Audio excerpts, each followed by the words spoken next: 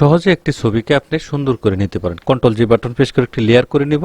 এখানে blending mode change করে এটাকে আমি স্ক্রিন করে দিব। এখানে অপাসিটি আমি একটু কমিয়ে দিব। দুটি লেয়ার এক করে নিব, কন্ট্রোল ই বাটন প্রেস করে দিয়ে ইমেজ অ্যাডজাস্টমেন্ট এখানে সিলেক্টিভ কালারে ক্লিক করে দিব। এখানে রেড কালার ঠিক রেখে এটাকে একটু এখান থেকে বাড়িয়ে দিব। এখানে ইয়েলো কালার রয়েছে, ইয়েলো কালারটা এখানে ব্ল্যাকটা একটু কমিয়ে দেবো। এখান থেকে দেখুন ছবির কালারটা কিন্তু অন্যরকম একটা মুডে চলে আসছে।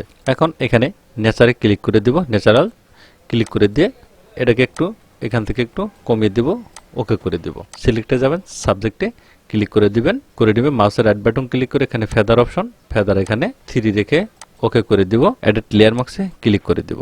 ডুপ্লিকেট একটি লেয়ার করব, নিচের লেয়ারে সিলেক্ট করে অ্যাডজাস্টমেন্ট লেয়ার সলিড কালার এখান থেকে যে কোনো একটি কালার আমি এখান থেকে চুজ করে দিব। দেন ধরুন হোয়াইট কালার দিয়ে দিচ্ছি, এখান থেকে ওকে করে দিলাম। সবটি লেয়ার এক করব, কন্ট্রোল ই বাটন প্রেস করে এখানে ছবিতে একটি বর্ডার দেওয়ার জন্য এডিট লেয়ার স্টাইলে ক্লিক করে দিব। এখানে স্টক দেখতে পাবেন, স্টকে ক্লিক করে দিয়ে এখানে কোন কালার স্টক দিতে চান সেই কালারটা এখান থেকে চুজ করে দিবেন। চুজ করে ওকে করে দিলাম। কতটুকু সাইজ দিতে যাচ্ছেন সেই সাইজটা এখানে দিয়ে দিবেন। 6 দিয়ে দিচ্ছি, এখান থেকে ওকে করে দিবেন।